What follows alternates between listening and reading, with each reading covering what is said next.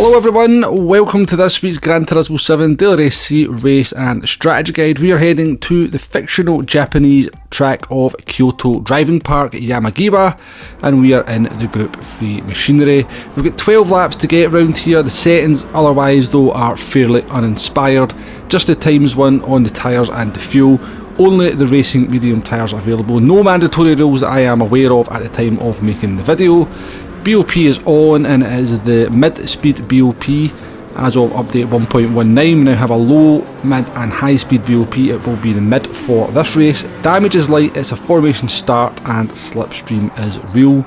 And I must say I'm a little bit disappointed that this is the combination this week, given that in May we visited the same track, albeit with the Miyabi extension in Group 3 machinery, and given the litany of tracks in the game that have yet to be used in Daily Race C for Group 3, it does feel a little bit of a shame that this is where we are visiting, but it is what it is. There's nothing we can do about it. It is going to be the Daily Race C this week, so let's move on with the race and the strategy guide. The test car for this one is going to be the Toyota FT1.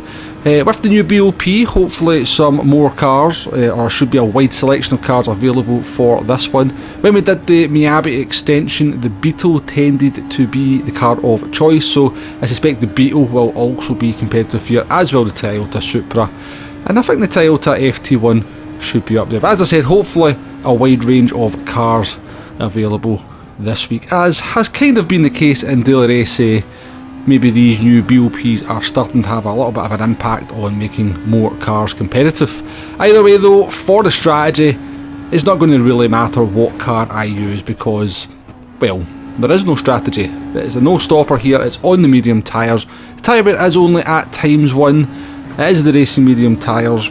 There is going to be a little bit of tyre wear that comes into play. Kyoto Driving Park has got some very tyre burny corners, I guess you could say. Turn 1 and turn 5, very long radius corners that kind of really work out the right hand side of the car. So the right hand side tyres do take a little bit of wear. You can see in the bottom left hand corner there that there is a little bit of red shown. We're going to zoom in on that tyre wear in just a little bit of a second.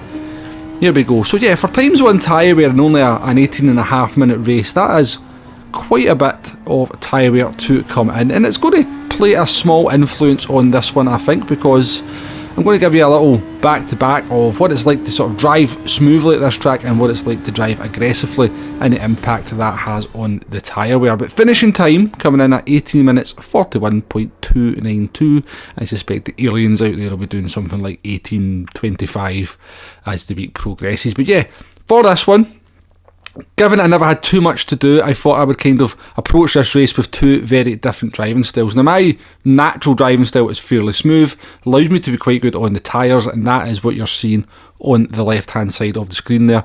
I jumped back in and I sort of went a lot more aggressive in the turn, in particular in turns 1 and turn 5. That's a long radius left hand corner, so you can see the impact that's had on the front tyres, particularly the front right, where we've maybe even got twice as much tyre wear as we do on the smooth run. There's not so much difference on the other 3 tyres, but I can promise you, given the nature of this track, if you're an aggressive driver and you're going far too aggressive into those fast left-handers, that tyre wear is definitely going to impact your lap times over trying to be a little bit more smooth. How to look after tyres and the impact it's going to have on a race is a video I'm hoping to put out this week, so do look out for that. We'll definitely go into things in much more detail. Okay then, the next thing I want to take a look at is whether kerb riding is still a thing. If you're not aware what that is, last time we visited this track, albeit with the Miyabi extension, there were certain corners on the track, turn 1 being a prime example, where you could basically hook the car on the kerb between the grass and the kerb. The car would just basically become on rails, almost like a roller coaster. It was probably worth around about 0.3 of a second on each of the corners in which you could do this. There was 3 main corners at that time. Now they did mention in patch notes, and I can't remember the exact wording of it, that well, it did sound like it was a fix to basically stop this being a thing. So I jumped into the time trial mode, had 10-11 attempts at trying to exploit the kerb riding, and well, I failed every single time. Now I wasn't very good at it even when you could do it, so it could be a little bit of a skill issue, but yeah, I'd like to think if I tried 10-11 times I'd at least managed to sort of semi-hook the car up at least once, but every single time the car either spun out or just kind of bobbled about and definitely seemed like a lot more trouble than it's worth. So I'm fairly confident that kerb riding won't be a thing in qualifying or in the race for this week's Daily Race C, which is very, very nice to see indeed, because that was quite an annoying exploit, because you could gain round about a second, maybe even over a second a lap if you sort of managed to master it. Yeah, it just didn't quite fall within the spirit of the rules, as they sometimes say in motorsport. But yeah, that's pretty much it for this one. There's not really a whole lot more I can add. It's going to be a no-stop strategy. On the medium tyres, the tyre wear may just play a little bit of a factor towards the end. There's definitely an advantage at this track in particular in being a little bit smoother than being aggressive, particularly in these long, fast left-hand radius, long radius corners. So yeah, if you're an aggressive driver, you might find yourself struggling towards the end of the race compared to some of the other cars in maintaining the speed at certain points on this track. But all in all, fairly disappointing. I think maybe even ×2 tyre wear on this one could have spiced things up a little bit. Maybe even throw in a mandatory pit stop there as well with ×2 tyre wear. You really would be in a little bit of a dilemma. Maybe even ×3 tyre wear, you'd be in a little bit of a dilemma. Do you change the tyres? Do you take that 3-4 seconds it's going to cost you to change the tyres? Or do you just kind of basically do a stop and go? We'd really kind of brought a little bit of strategy into this one, but alas, no strategy this week. It should be a fairly good race. Hopefully this new mid-speed bop makes more than 2 free cars competitive. As always, we'll jump into a live stream, we'll test some different cars, we'll see what we can do, and yeah, hopefully have some fun with this one. But yeah, as I said earlier on in the video, the fact that we're kind of almost getting a regurgitated combo so early in the game's life, with all the tracks that are out there, is just a little bit disappointing. But as always, let's finish the video off with a lap guide. We are in the Toyota FT1. We're going to do a 132.7, I do believe. Coming into turn 1, you're looking for the 50 metre board. Again, try to get the car right into that kerb there, reduce the track as much as you can. Looking for the kerb on the exit. Generally, if you get the kerb, if you're looking far up the head of the track, you see that outside kerb, you should be able to get on the power and bring the car around. Do try to be smooth as possible round turn 1 and all the way up the hill here. As full throttle through the S's, but do be careful on the kerbs. They can catch you out a little bit if you don't quite get them right. It's a 50 metre board as we go into this very, very long left-hander. Again, take the shortest line possible. Try to get right into the apex and on the throttle as early as possible. A tricky downhill braking here. You want to be braking just before the 100 metre board.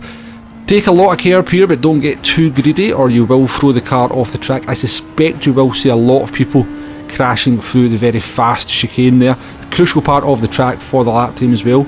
You've got the 35R big yellow letters into this hairpin here. Just as you come to the top of the yellow lettering is a good braking point for that hairpin. Come down into a very tricky part of the track, so you just come off the throttle in the first part, get the car straight, dab the brakes, throw it into the corner, take a bit of kerb on the inside, and it should get you through that corner without too many problems. In the 50 metre board for the last corner, a little bit of camber on the inside there, it will help the car round. Very easy though to get on the throttle just a little bit vigorously on the exit and kind of light up the rears and get a little bit of oversteer.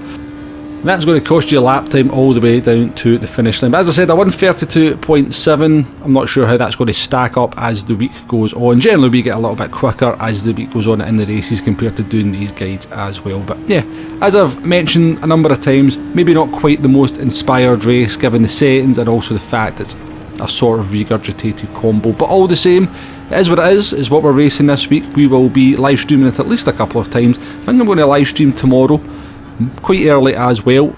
It's all going to depend how my work kind of goes the previous night, whether that's the case. So if I do that, hopefully you can join me for that. If not, it'll probably be Tuesday morning.